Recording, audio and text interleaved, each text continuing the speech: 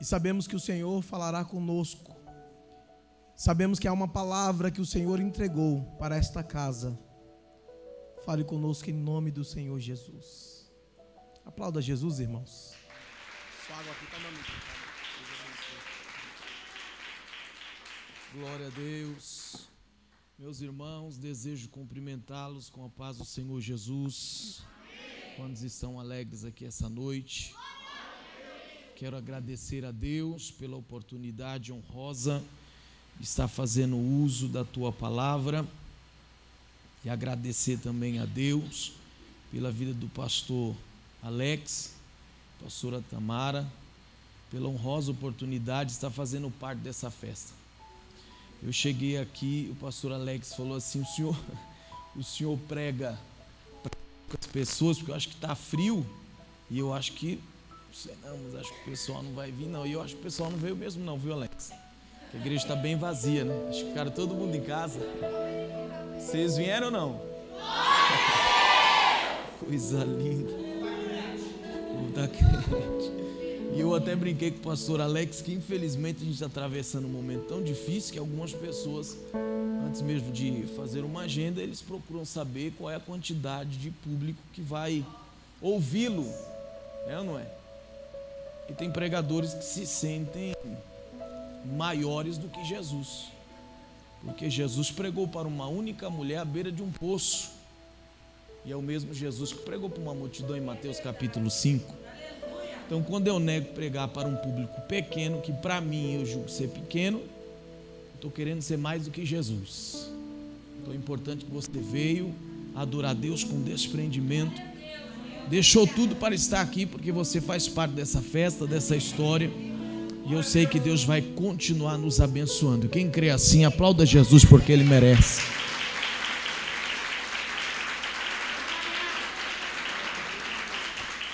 Queridos, abra comigo, por gentileza, 1 Samuel capítulo 1. Verso de número 19, por gentileza. Nós estamos em uma noite fria, e se tratando de noite fria, logo veio à minha memória um texto bíblico de Atos capítulo 28, pastor Alex, porque o texto diz que Paulo, ele percebe que está em terra, em uma ilha chamada Malta, e o texto diz que ele tem a plena consciência que ele está salvo e ele está são. E o texto diz que os moradores da ilha de Malta o receberam com muito carinho, com muita bondade. E na ocasião estava chovendo e estava e eles receberam tão bem o apóstolo Paulo e os demais, que o texto diz que eles fizeram o quê? E o texto diz que foi uma grande fogueira, não foi uma pequena, foi uma grande fogueira. Perceba que não foi Paulo que acendeu a fogueira, mas Paulo, percebendo que o fogo estava acabando, o que ele fez? Ele foi lá, pegou gravetos. Eu penso que Paulo pensou assim: eu não vou deixar esse fogo apagar. Eles acenderam, mas eu vou contribuir. Eu vou alimentar esse fogo com gravetos. Eu estava aqui, o Senhor falou comigo: diga-me a igreja que o meu servo já acendeu a fogueira, e eu quero que eles joguem gravetos na chama, para que essa chama cresça cada vez mais e o nome do Senhor seja glorificado. Mas pregador, figurativamente, o que significa esses gravetos? Nada mais, nada menos do que a sua participação no culto. Você vai ler a Bíblia, você orou, você vai dar glória a Deus, você vai dizer aleluia, e assim você vai pôr no graveto, e o nome do Senhor será glorificado. Quem me entende, diga amém. 1 Samuel capítulo 1, verso de número 19, o texto sagrado diz: e levantaram-se de madrugada e adoraram perante o Senhor, e voltaram e vieram à sua casa a Ramá. Eucana conheceu a Ana, sua mulher, e o Senhor se lembrou dela. No 3, vamos ler o último trecho, vamos lá? 1, 2, 3. E o Senhor se lembrou dela. Vamos mais uma vez, 1, 2, 3. E o Senhor se lembrou dela. Você pode dizer para duas pessoas: o Senhor se lembrou de você. Diga mais forte: o Senhor se lembrou de você. Diga para ele: vai colocando o graveto na fogueira. Oh, glória a Deus. Queridos, é bem verdade que uma das características peculiar do primeiro livro de Samuel é conhecido de todos vós outros, que é mostrar a transição da teocracia para a monarquia. Além disto, é fácil perceber quando lemos os dois livros de Samuel, que o primeiro livro de Samuel apresenta também com detalhes a fase de transição entre o período dos juízes e o período dos reis de Israel. É bem verdade que é neste período, ou durante este tempo, que Deus instituiu os cargos de profeta e rei. Quando lemos os livros de Samuel, é quase impossível deixar de perceber a soberania de Deus, principalmente no primeiro livro.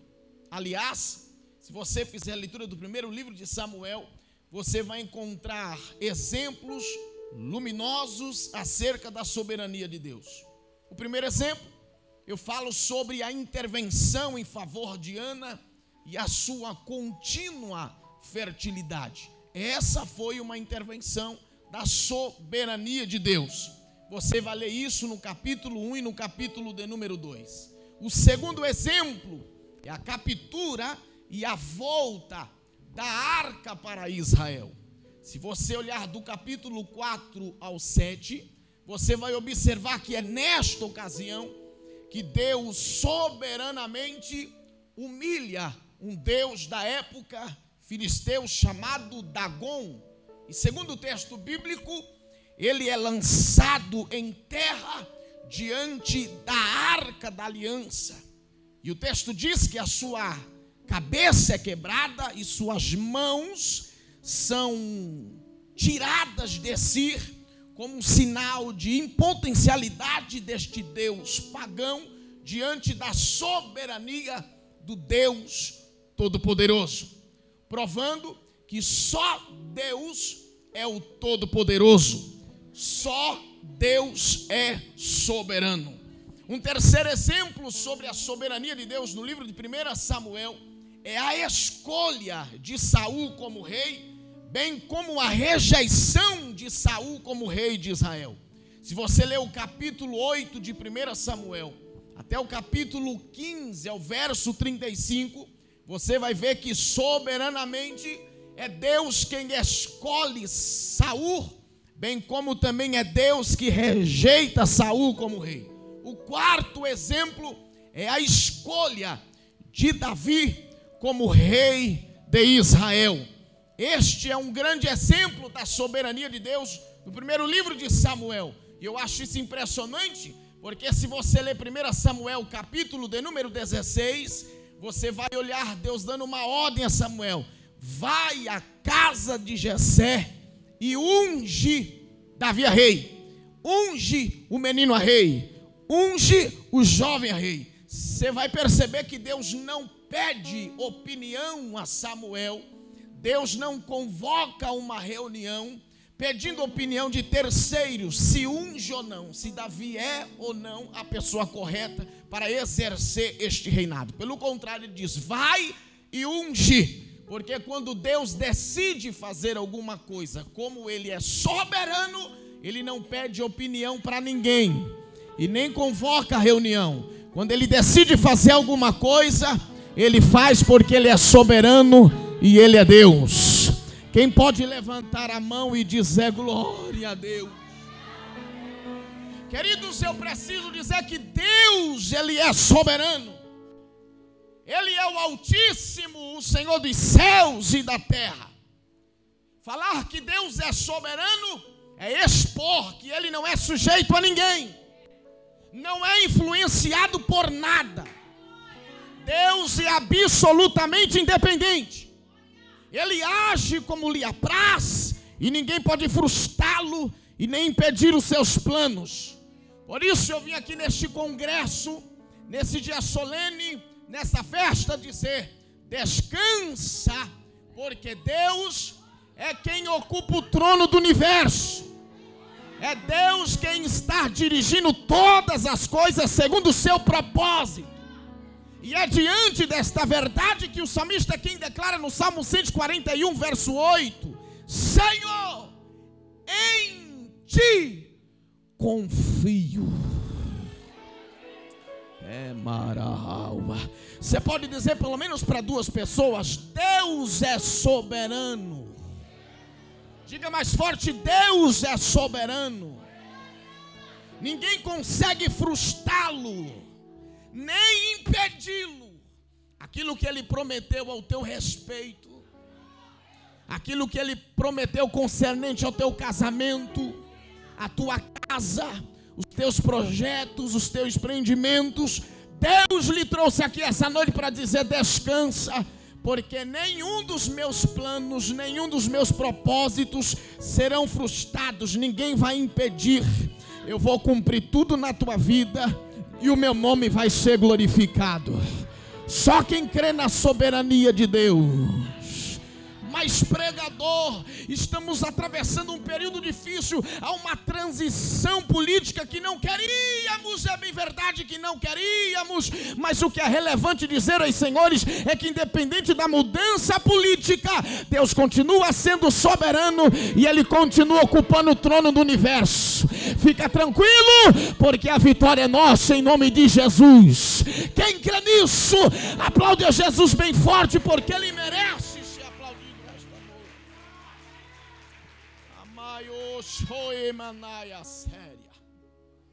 Queridos, e é nesse tempo de transição, sendo ainda a época dos juízes, que Ana aparece no cenário bíblico. E eu acho isso impressionante, porque embora a vida de Ana seja mencionada apenas nos 2 primeiros capítulos de 1 Samuel, a vida de Ana, a biografia de Ana, a história de Ana fala conosco de forma veemente.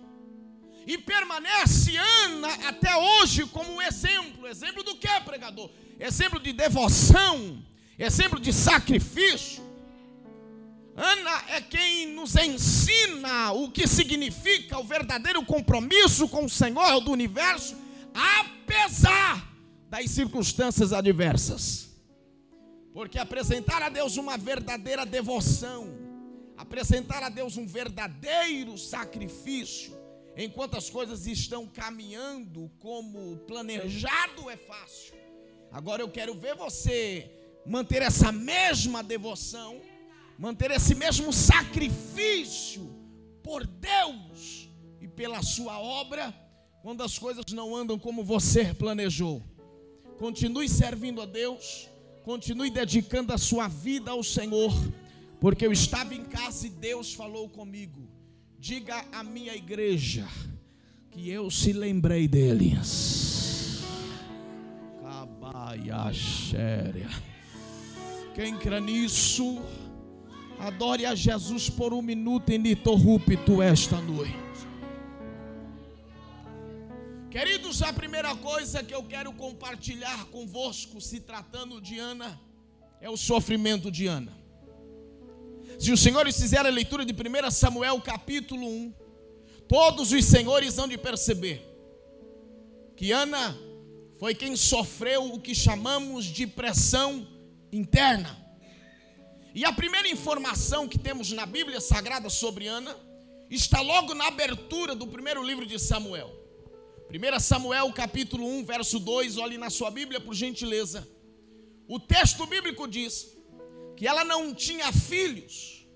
E eu acho isso importantíssimo, porque no verso 5 e 6 nós temos a informação que essa mesma Ana, ela era estéril.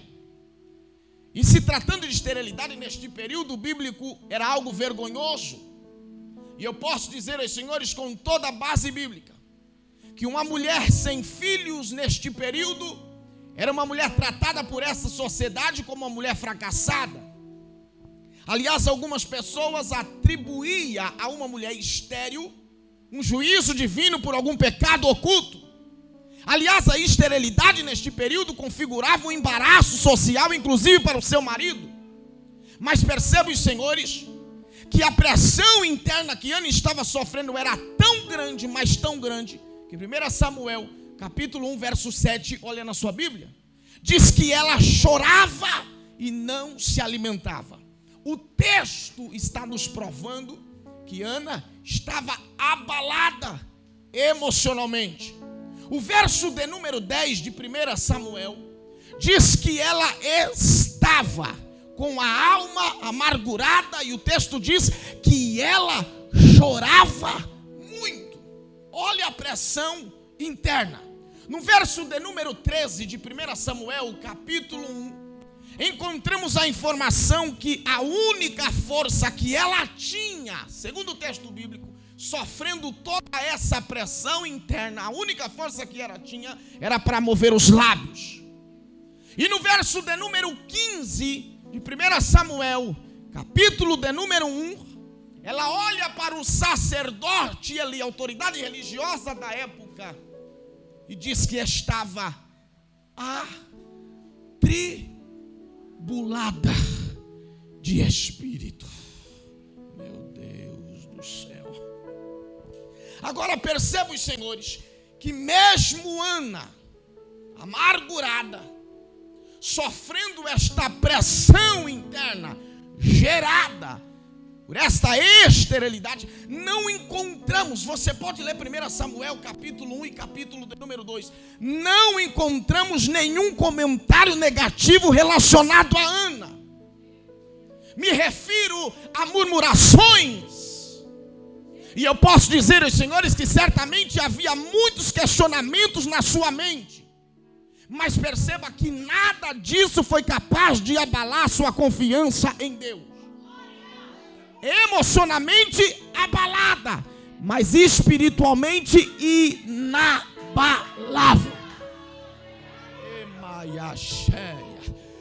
Porque você precisa entender que apesar da sua crença em Deus, há períodos na vida que você vai atravessar, que você vai passar por esta situação como Ana. Vai ter pressão interna, vai ser abalado emocionalmente, porque aqui não tem nenhum robô, aqui tem ser humano que tem sentimentos, mas que você precisa entender é que apesar do abalo emocional, a tua confiança precisa estar inabalável. Por que, pregador? Porque Deus é soberano e tem as rédeas da história na tua mão. Uramaia séria. Você pode segurar na mão dessa pessoa que está do seu lado? Por gentileza, segura na mão dessa pessoa que está do seu lado. Diga para ela, diga para ele, esta noite, diga mais forte, esta noite, o Deus soberano está te cingindo de força. Você pode até ser abalado emocionalmente, mas espiritualmente Deus está te fortificando, e você vai sair daqui inabalável. O Ramai, a Chorebai. Você pode levantar suas duas mãos para receber esta profecia, porque enquanto você põe o graveto na fogueira, Jeová te cinge de força neste lugar. Quem crê na palavra, levanta a sua mão e diga glória a Deus.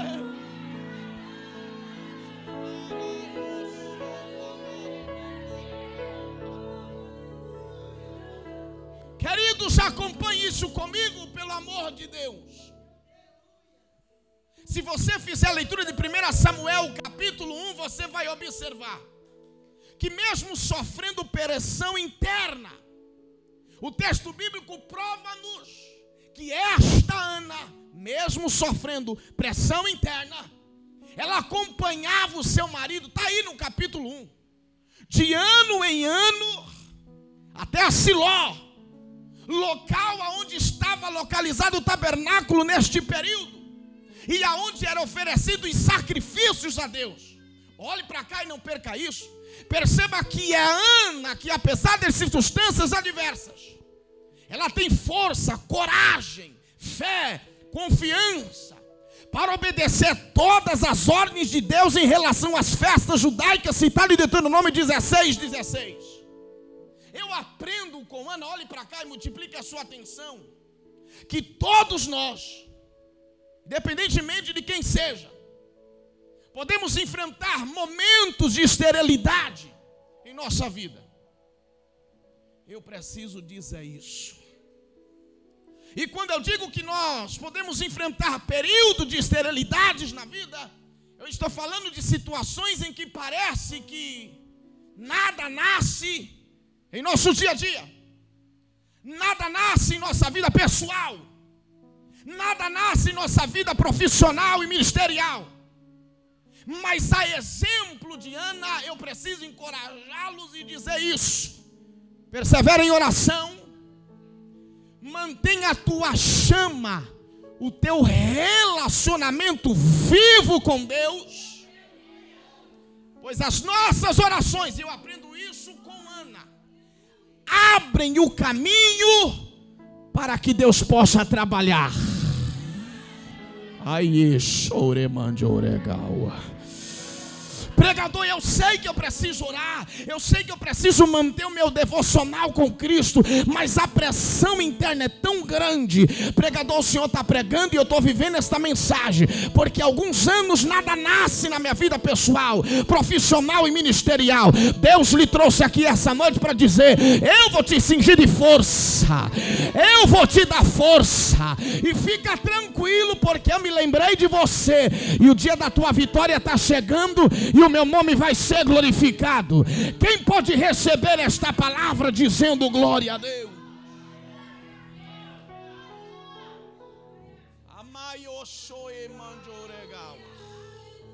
Quanto mais você ora, mais você abre o caminho para Deus trabalhar. Eu costumo dizer que todas as vezes que você coloca o teu joelho no chão, é como se você estivesse olhando para Deus e dizendo: Deus, venha fazer parte do meu dia a dia. Deus está dizendo para alguém aqui essa noite: eu estou trabalhando.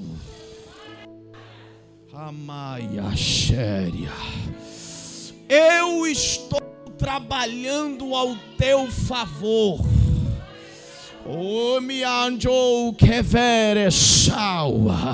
Continue me adorando, continue me servindo, continue orando, jejuando, mantendo o teu devocional comigo. Mantenha a chama acesa, porque eu me lembrei de você. E eu vou me antecipar às ações de Satanás contra a tua vida.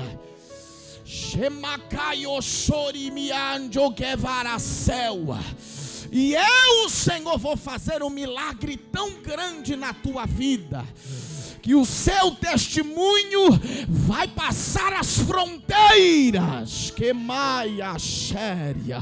Oh, glória a Deus. Quem crê nesta palavra, quem acredita nesta palavra, pode dizer glória a Deus. Agora, o que eu acho impressionante, pastor Alex, é que além da pressão interna que Ana estava sofrendo, Ana também estava sofrendo uma pressão externa. Porque além do sofrimento interno causado pela sua esterilidade, segundo o texto bíblico, ela também sofreu o que chamamos de pressão externa. Pregador, e qual é o nome dessa pressão externa que Ana atravessou, além da interna? Repita comigo: penina. Diga mais forte: penina.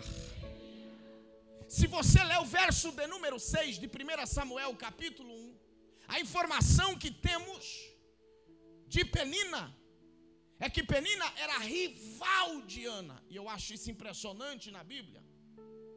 E pelo simples fato de Ana ser estéril, esta Penina humilhava Ana, ridicularizava Ana. E segundo o texto bíblico, ela ofendia Ana. Penina era a sua rival.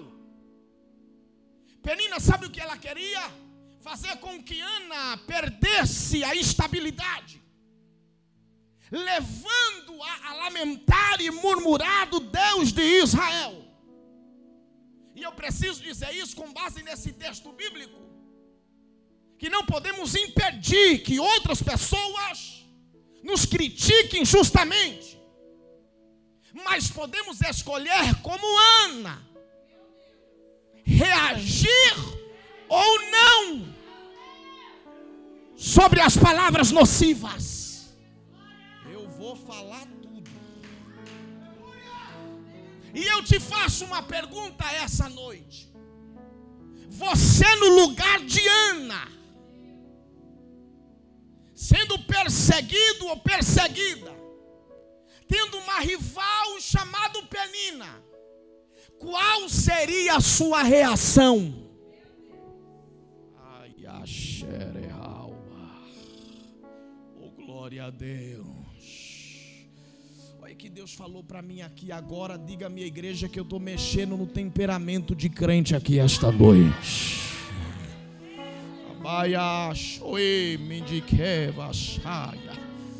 Oh, glória a Deus. Olhe para cá. Eu te faço uma pergunta essa noite.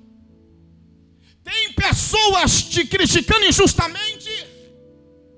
Tem pessoas te humilhando, ridicularizando, te ofendendo? Todas essas pessoas já enfrentou uma penina na vida. E se você não enfrentou, prepara a tua estrutura, porque a qualquer dia da sua caminhada cristã, você vai se deparar com uma penina na vida. Mas eu preciso te trazer esta alerta. Faça como Ana. Apesar de penina, mantenha o domínio próprio. Permaneça em silêncio, porque enquanto eles te perseguem, Deus te abençoa. Mas pregador, a vontade que eu tenho de pegar a penina às vezes é pegar pelo pescoço, apertar, até ver. Vou nem falar. Mas Deus está dizendo para alguém aqui: Camaia Xéria, não trate com a mesma moeda. Não perca o domínio próprio. Não perca a estabilidade. Permaneça em silêncio diante da investida da penina. Lá no trabalho, na casa, na igreja, no ministério. Porque enquanto a penina te persegue, eu continuo te abençoando. Amaia séria. Quem pode receber esta palavra dizendo glória a Deus? Quem acredita nesta palavra, diga glória a Deus.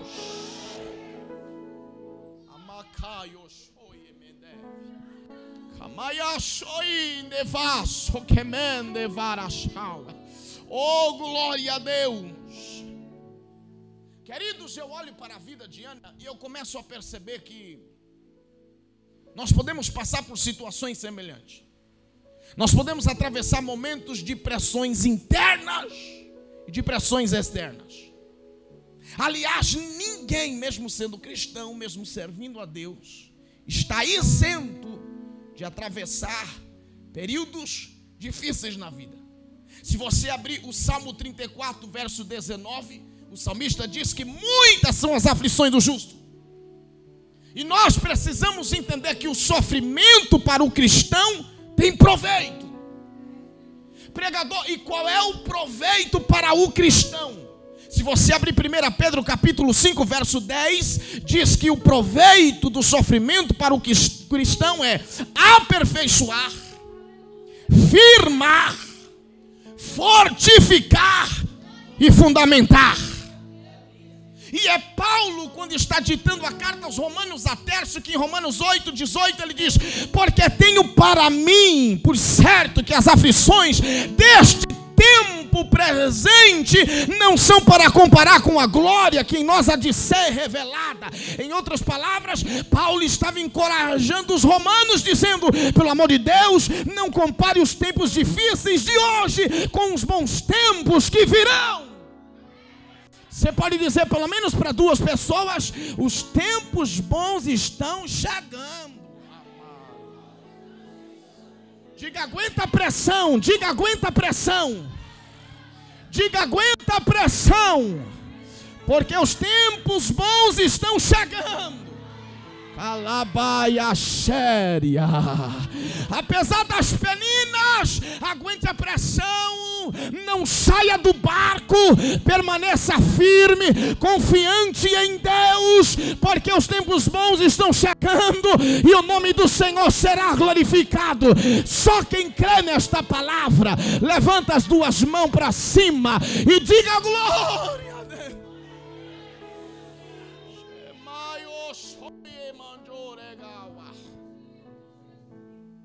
A segunda coisa que me chama a atenção em Ana é a oração de Ana. Se você fizer a leitura de 1 Samuel capítulo 1, você vai perceber que Ana foi uma mulher estratégica. Porque em meio ao sofrimento, e eu acho isso lindo nas Sagradas Escrituras, você não vai encontrar Ana reclamando, você não vai encontrar Ana partindo para a briga com a sua rival Penina, pelo contrário. Se você ler 1 Samuel capítulo 1, verso 9 e 10, o texto diz que ela se levantou e fez o que, pregador? Foi para cima de Penina? Não, segundo o texto bíblico, ela se levantou e o texto diz que ela orou.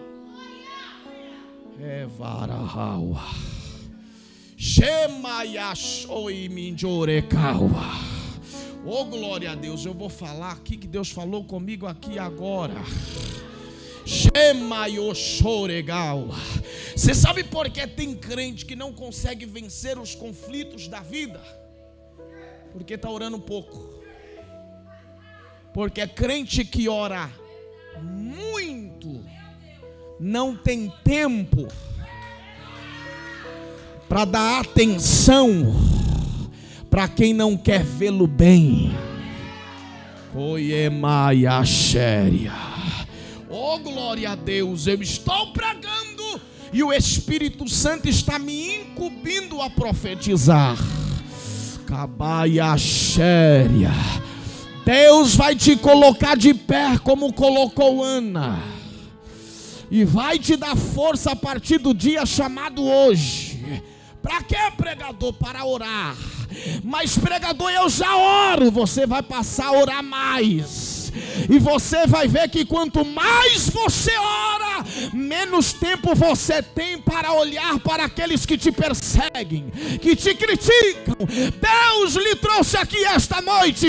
O segredo é joelho no chão, meu filho, porque eu vou lhe dar vitória e o meu nome será glorificado. Quem crê nesta palavra, diga glória a Deus.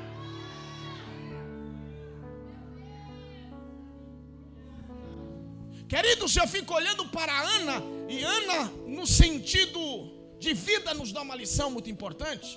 Pregador, e qual é esta lição? Que nós não podemos enfrentar as situações difíceis da vida de outra forma a não ser orando.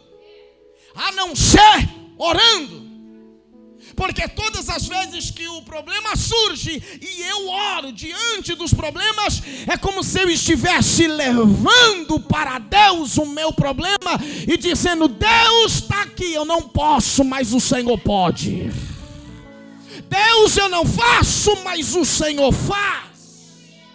Aliás, se você ler 1 Pedro capítulo 5, verso 7, olha o que a Bíblia nos ensina: lançando sobre Ele toda a vossa ansiedade. Por que, pregador? Porque Ele tem cuidado de vós. Pregador, e como é que eu lanço diante do Senhor todas as minhas ansiedades? Quando eu coloco o meu joelho no chão e apresento a Deus o que eu estou atravessando, ou o meu problema. Deus se interessa na causa, Ele toma a dianteira, apresenta-se como fonte de solução, fonte que nunca seca, e nós temos o prazer de adorá-lo com ações de graças pela vitória concedida. Quem crê nesta palavra, diga glória a Deus. E eu acho impressionante isso, porque quando lemos 2 Crônicas capítulo 20, você vai perceber que é Josafá que recebe uma notícia. Recebe o quê? E a notícia é essa: Josafá, se prepara, porque tem uma grande multidão vindo contra ti. E além dessa multidão, Josafá, prepara a tua estrutura, porque a força bélica é gigantesca. E eu acho impressionante a Bíblia, porque a Bíblia diz que a reação de Josafá foi imediata. Se você fizer a leitura de 2 Crônicas, capítulo 20, verso 3, diz que Josafá, ele apresentou o seu problema diante do Senhor. No verso de número 12 de 2 Crônicas, capítulo 20, ele deixa claro que não tinha meios para vencer a guerra. Porém, no verso de número 14 de 2 Crônicas, capítulo 20, o texto diz que veio o Espírito do Senhor no meio da congregação sobre Jaziel. E diz, verso 15 de 2 Crônicas, capítulo 20: dai ouvidos, todo ó Judá, e vós, moradores de Jerusalém, e tu, ó rei Josafá, assim diz o Senhor para vós: não temais, nem vos assusteis por causa desta grande multidão, pois a peleja não é vossa, senão de Deus. Eu preciso dizer e profetizar esse texto bíblico para esta igreja, para o pastor e a pastora desta igreja. Confie, fica tranquilos, Deus está auxiliando a batalha de vocês cotidianas. Não esqueça disso. Deus sempre triunfa.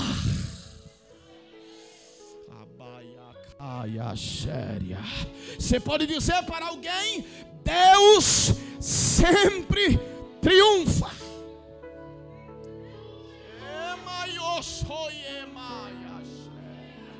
Oh, glória a Deus.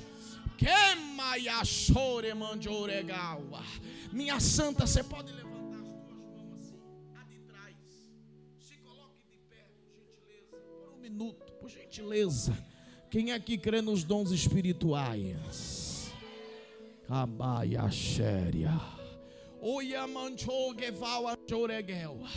Eu estou pregando e o Espírito Santo falou comigo. Quantos acreditam que o Espírito Santo fala? Diga a minha filha esta noite que assim como eu, o Senhor, dei a Josafá a vitória nesta guerra, eu, o Senhor, darei vitória a ela. Eu não lhe conheço, mas Deus falou para mim: olhe para ela. E é a história de Ana escrita, pressão interna, pressão externa. Mas diga para ela permanecer equilibrada, orando e tendo comunhão comigo. Cabaia séria, porque o Senhor estou gerando uma grande vitória ao favor dela. Varachéria. E ele diz: te fortalece, cinja os teus lombos aqui esta noite. E lhe digo: continue marchando, não desista.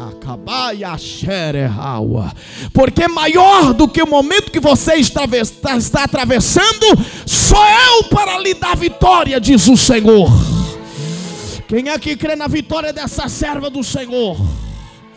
Pastora Tamara, dá um abraço nela para mim, por gentileza. Porque neste abraço, Deus vai renovar as forças dela neste lugar. Deus vai transbordar o coração dela de alegria neste lugar. Quem é que crê nesta vitória? Quem acredita que Jesus está aqui?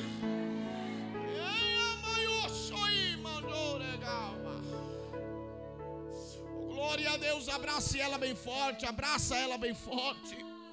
Porque enquanto a pastora Tamara abraça, Deus está renovando as forças dela neste lugar. Quem entende o que Deus está fazendo aqui, glorifique ao Senhor por um minuto esta noite.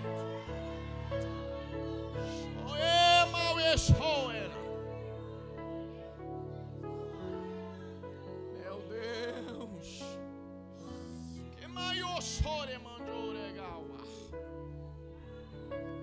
Queridos, eu acho impressionante, olhe para cá. Porque quando você faz a leitura do livro do profeta Jonas, capítulo 1, você não encontra o profeta Jonas orando neste capítulo 1. Porém, quando você chega no capítulo 2, você vai perceber que após a dificuldade, quando Jonas está nas entranhas do grande peixe, o texto diz: e orou Jonas ao Senhor, seu Deus, das entranhas do peixe. E no verso de número 2 do capítulo 2, é o texto que expõe uma informação relevante. E ele, Deus, respondeu. Meu Deus. Eu estava em casa, orando e falando com Deus. Falando com quem? Falando com quem? E Deus falou para mim: meu filho, tem gente que vai estar naquela festa, que está vivendo o capítulo 2, verso 1, do livro do profeta Jonas. Período de oração, período de intercessão, período de pedido. Mas diga que vai a xéria, que está chegando o período do verso 2. Eu disse: Senhor, que período é esse? O Senhor disse: leia o texto, meu filho. É o período da minha resposta. Abaia xéria.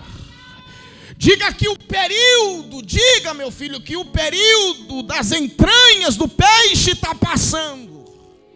E que eu estou chegando com um tempo de resposta. E diga aos meus filhos para se prepararem, porque eu vou responder de uma forma tão gloriosa, Abaia xéria, que todos perceberão que eu, Senhor, respondi. E sou Deus que zelo pela minha igreja. Você pode dizer pelo menos para 3 pessoas: prepara a tua estrutura para a resposta de Deus.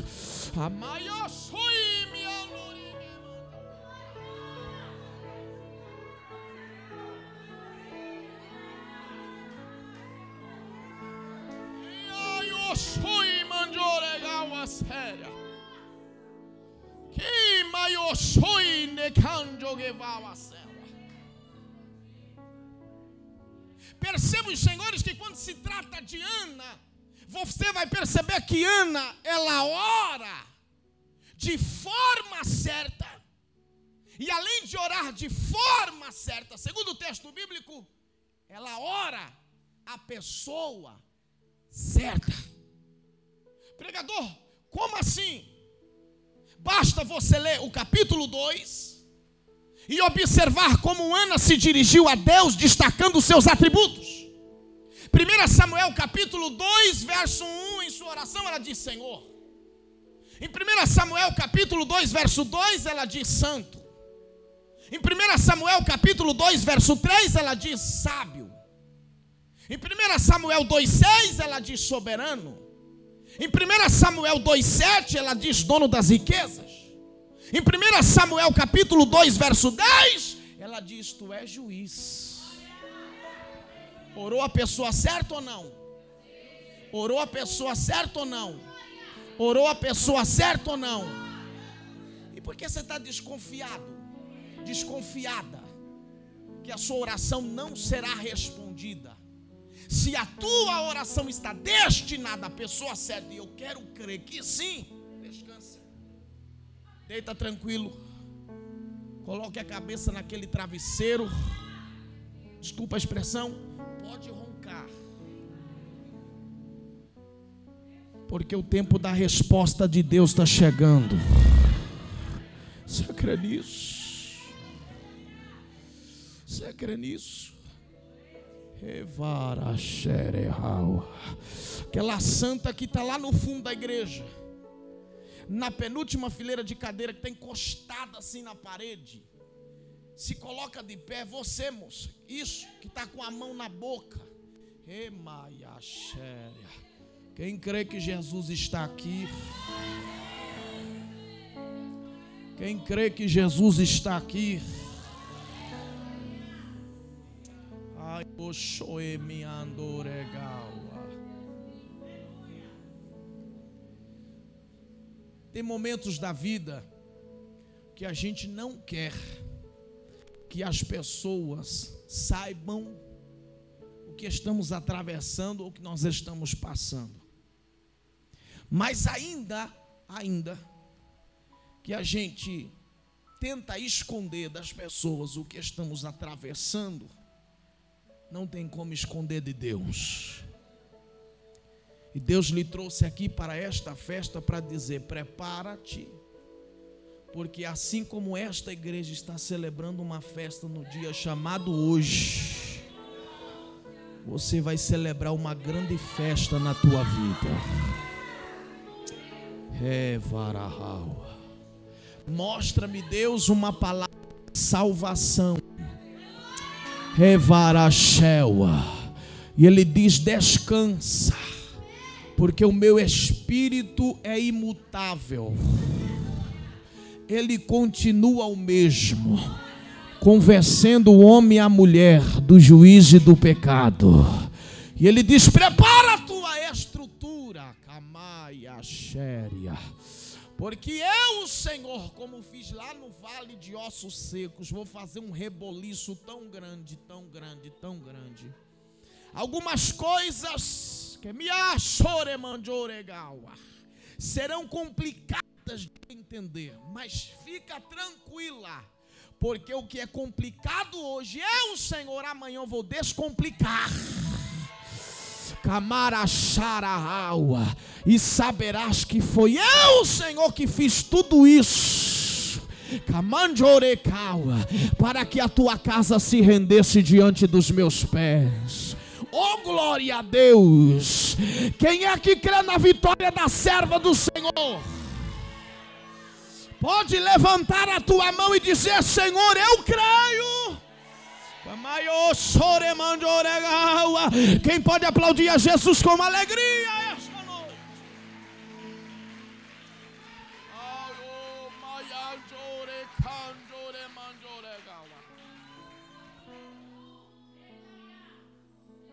Agora, o que eu acho impressionante, olhar para o sofrimento de Ana, pressão interna e pressão externa.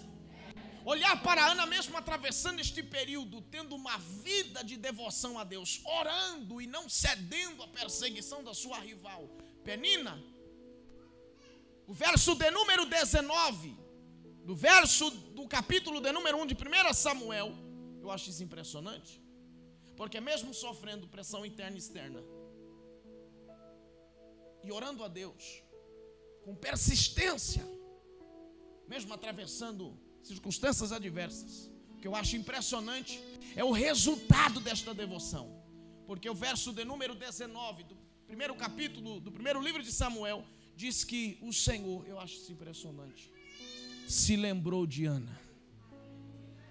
Queridos, a Bíblia não diz quanto tempo de forma exata Ana sofreu com essa esterilidade, e nem tampouco qual foi o período em que ela foi perseguida por Penina. Isso para mim não importa. O que importa para mim é o que está aqui no verso 19. É que o Senhor se lembrou dela. Ai. E eu acho importante essa expressão, e o Senhor se lembrou dela.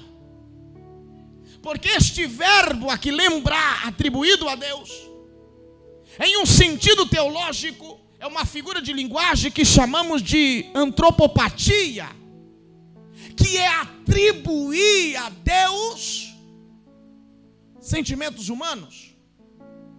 E eu acho isso lindo, porque se você fizer a leitura do texto sagrado, olhe para cá e não perca isso, todas as vezes que a Bíblia diz que Deus se lembrou de alguém, esta lembrança veio acompanhada, ancorada de uma ação de Deus. Prova, pregador, provo. Se você abrir o livro do Gênesis capítulo 8, verso 1, Deus se lembrou de Noé. Deus se lembrou de quem? Noé. E logo vem a ação de Deus. Após a lembrança vem a ação de Deus. A lembrança veio acompanhada de uma ação divina. Pois o texto diz que o Senhor se lembrou de Noé. E o texto diz: e fez passar um forte vento sobre a terra. E o texto diz: e aquietaram-se as águas. Deus se lembrou e agiu. Se você abrir o livro do Gênesis capítulo 19, verso 29, diz que Deus se lembrou de Abraão. E eu acho isso lindo. E a sua lembrança veio acompanhada de uma ação. Porque quando Deus se lembrou de Abraão, logo o texto diz que foi o próprio Deus que tirou Ló do meio da destruição. Se você abrir a Bíblia Sagrada, você vai encontrar várias referências de Deus lembrando de alguém. E esta lembrança sendo acompanhada de uma grande ação de Deus. E eu estava em casa e Deus falou para mim: diga aos meus filhos que eu se lembrei deles. E eu disse: Senhor, a mensagem é só essa? Ele disse: não, diga à minha igreja que o tempo da minha ação chegou. Diga que o tempo da minha intervenção na história chegou. E diga à minha igreja que ninguém pode impedir a minha mão de agir. Você pode dizer pelo menos para 2 pessoas: Deus se lembrou de você.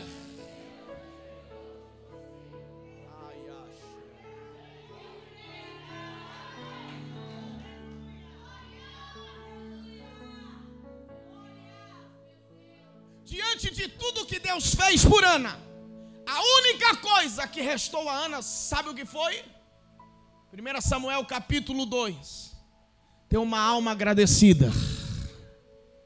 Que varaxerehaua. Está chegando o tempo, não que seja errado, que você vai deixar de agradecer as bênçãos de terceiros. Está chegando o tempo em que você vai agradecer a sua própria bênção. Quantas mulheres Ana teve o prazer de contemplar nascer filhos, nascer filhos, nascer filhos, estéril, sem poder gerar. Mas chegou o seu dia. Porque é assim, fica tranquilo, fica calmo, aguarde seu tempo. Porque o tempo de agradecer a grande vitória que Deus está preparando para você está chegando. Você crê nisso? Que vai agradecer a sua própria vitória? Quem crê nisso, diga glória a Deus. Eu encerro lhe dizendo uma verdade: vai pesar, mas você vai dar glória para Jesus. Porque a ingratidão não pode fazer parte da nossa vida. É, pregador, é. Se você abrir Romanos capítulo 1, verso de número 21, você vai perceber que a Bíblia Sagrada deixa claro que a ingratidão ao quê? Ao quê? É um vício, uma marca, um rótulo dos crentes. Não. É uma marca, um rótulo, um vício dos ímpios. Porque segundo o texto de Romanos capítulo 1, verso 21, eles têm o conhecimento da existência de Deus. Inclusive eles experimentam e desfrutam de seus benefícios. Mas eles não se mostram agradecidos. Sabe por quê? Ímpio é ingrato, mas crente é agradecido. Na igreja ali embaixo está cheio de crente ingrato. Aqui não tem não, né? Amaia xéria. Mas pregador, você está dizendo que o crente que é ingrato, ele deixou de ser crente para sempre? Não estou dizendo, estou afirmando. Porque gente ingrata não consegue reconhecer a existência de Deus e não consegue reconhecer o que Deus está fazendo. Mas crente não. Crente agradece a Deus, porque ele sabe que tudo que ele tem foi gerado por ele. Legal. Quem pode glorificar o Senhor por um minuto? Quem pode dizer: Senhor, muito obrigado? Quem pode dizer: Senhor, a minha alma está agradecida esta noite? E eu acho lindo porque se você ler a Bíblia Sagrada, lê o quê? Você vai perceber que a Bíblia ensina pedir. Mateus 7,7 está escrito: peçam e lhe será dado. Mas a Bíblia não ensina apenas pedir. A Bíblia também ensina a agradar. 1 Tessalonicenses 5,18 diz, olha o que o texto diz: em tudo dai, porque é o que? A vontade de Deus em Cristo Jesus para convosco. Eu preciso dizer isso para encerrar, pelo amor de Deus. Tenha a alma agradecida. Tenha a alma agradecida. Você pode dizer pelo menos para 2 pessoas: tenha a alma agradecida. Diga pelo menos para 2 pessoas: a alma agradecida atrai bênçãos de Deus.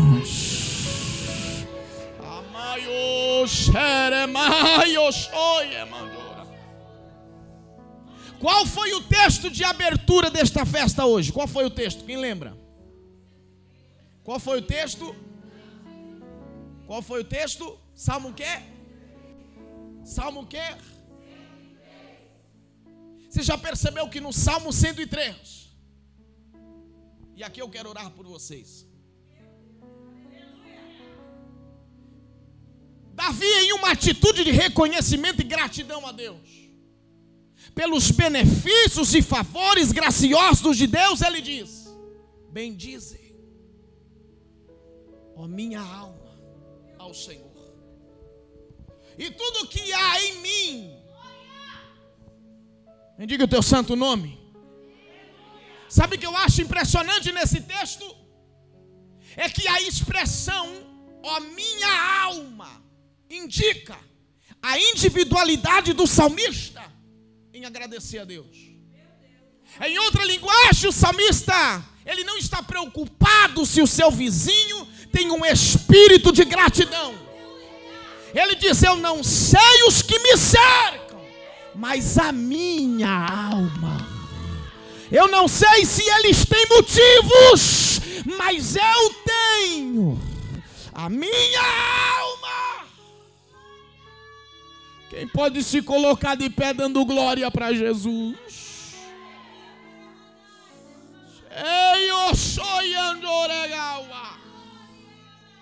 Se eu perguntar aqui esta noite para encerrar, se você tem motivos para ter a alma agradecida, eu sei que você tem, como o salmista teve. Porque o salmista aqui no Salmo 103, ele agradece a Deus pelas bênçãos pessoais. Ele agradece a Deus pela bênção do perdão, da cura, da redenção. E perceba que a alma do salmista está tão agradecida que ele encerra o salmo da mesma forma que iniciou: bendize, ó minha alma, ao Senhor. Isso prova que este salmista, assim como Ana, estava totalmente envolvido em um espírito de gratidão. Quem quer ter uma vida vitoriosa aqui, levanta a sua mão e diga: eu quero. Quem quer ter uma vida vitoriosa, levanta a sua mão e diga: eu quero. Diga pelo menos para 2 pessoas: o caminho é ter um espírito de gratidão. Quanto mais você agradece, mais você atrai bênçãos para a tua vida. Diga: ingrato é o ímpio. Diga: ingrato é o ímpio. Mas você que é crente, tem a alma agradecida. Quem pode levantar as 2 mãos? Só quem tem a alma agradecida. Quem não tem não precisa. O Ramaias.